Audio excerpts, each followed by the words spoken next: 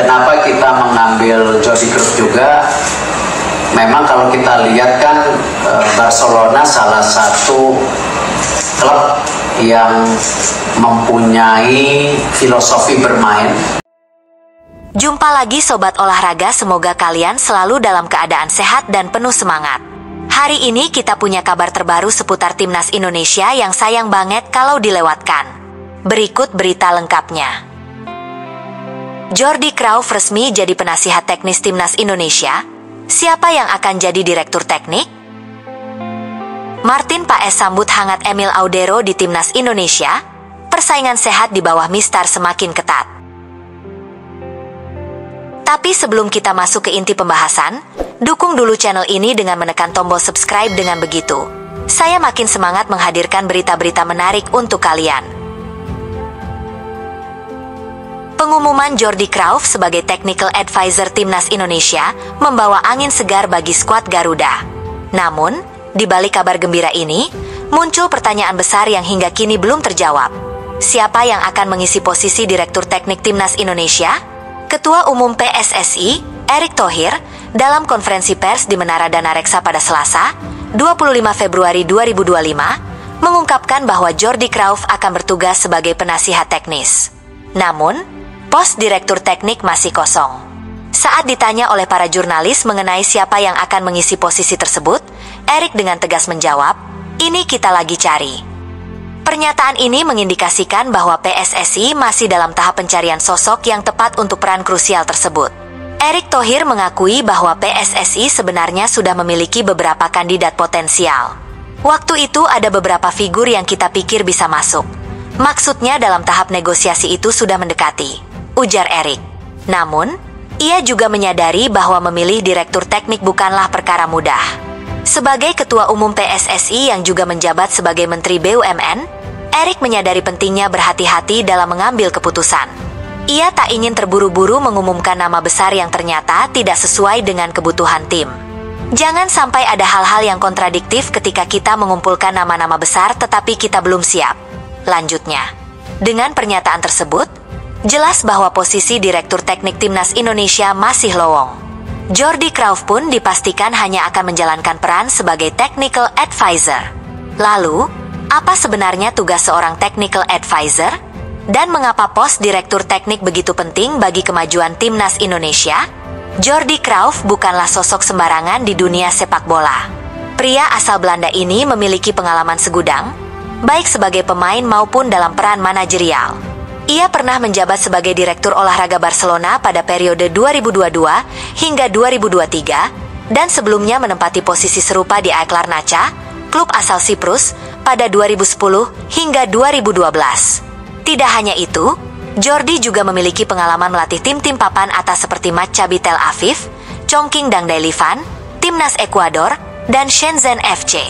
Dengan latar belakang tersebut, Jordi Cruyff diharapkan bisa memberikan pengaruh besar pada pengembangan Timnas Indonesia.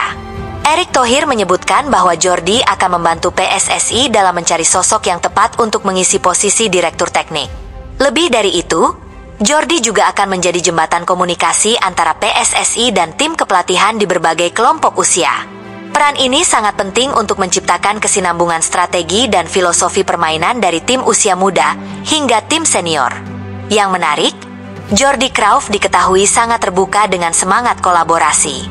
Jordi Cruyff dari interview yang kita lakukan, dia sangat terbuka, ujar Erick Thohir.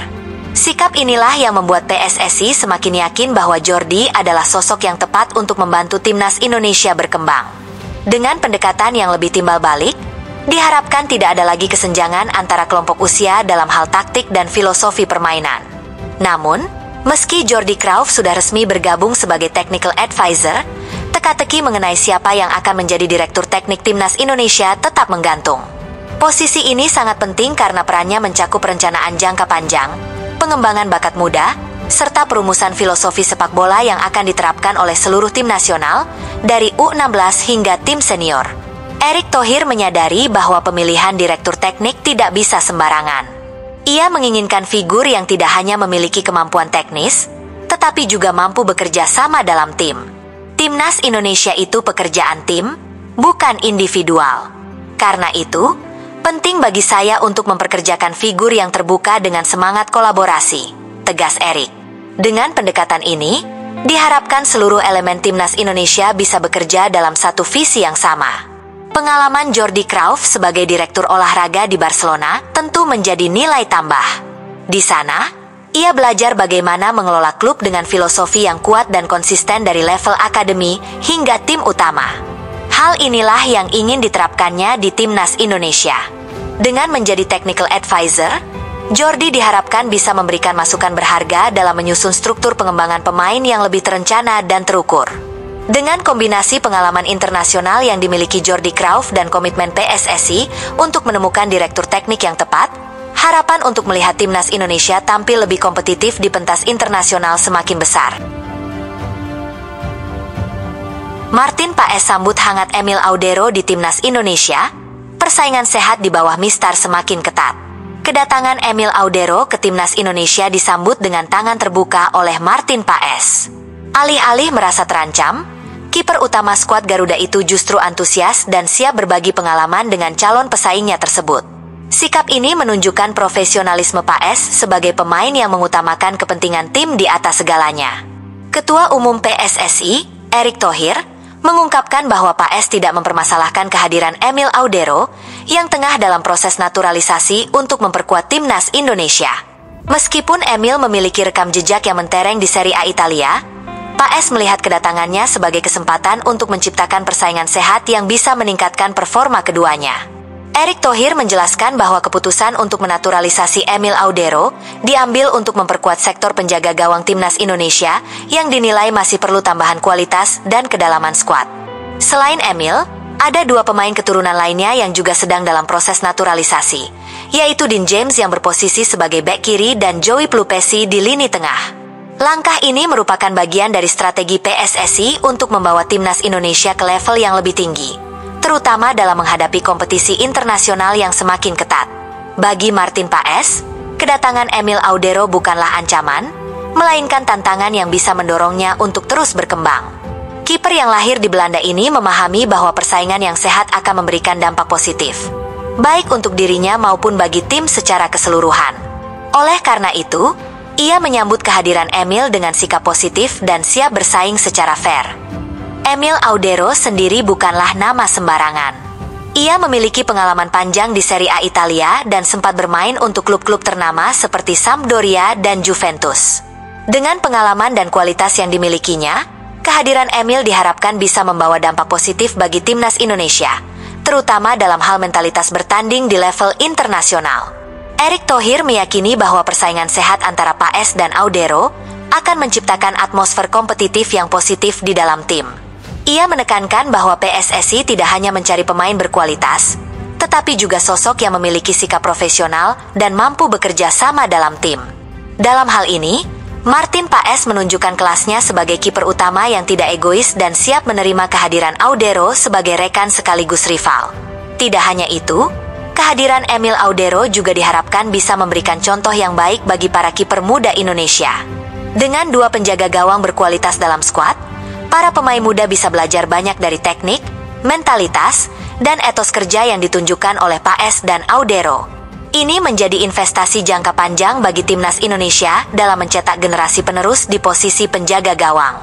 Erick Thohir menegaskan bahwa langkah naturalisasi Emil Audero adalah bagian dari visi besar PSSI untuk membawa timnas Indonesia menjadi lebih kompetitif di level Asia maupun dunia. Ia berharap dengan kedalaman skuad yang lebih kuat, timnas Indonesia bisa bersaing lebih baik dalam ajang-ajang internasional seperti Piala Asia dan kualifikasi Piala Dunia. Kini, para pecinta sepak bola Indonesia tinggal menunggu momen debut Emil Audero bersama timnas Garuda. Apakah Emil akan langsung menjadi pilihan utama? Atau justru Martin Paes yang mampu mempertahankan posisinya dengan performa gemilang? Yang jelas, persaingan antara dua kiper hebat ini akan semakin memperkuat lini belakang timnas Indonesia. Dengan mentalitas profesional yang dimiliki oleh Martin Paes dan pengalaman segudang yang dibawa oleh Emil Audero, timnas Indonesia kini memiliki tembok kokoh yang siap menjaga gawang dari serangan lawan. Persaingan sehat ini diharapkan bisa meningkatkan kualitas tim secara keseluruhan dan membawa Merah Putih meraih prestasi yang lebih tinggi di kancah internasional. Akankah Emil Audero berhasil merebut posisi utama dari Martin Paes?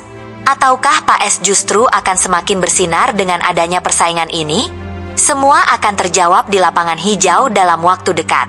Yang pasti, para pendukung Timnas Indonesia sudah tidak sabar menantikan kolaborasi dan persaingan seru di bawah mistar gawang skuad Garuda.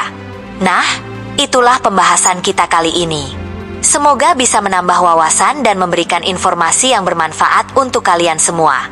Jangan lupa terus dukung channel ini dengan like, share, dan subscribe agar kami semakin semangat menghadirkan konten menarik lainnya. Sampai jumpa di video selanjutnya. Tetap semangat dan dukung terus sepak bola Indonesia. Terima kasih.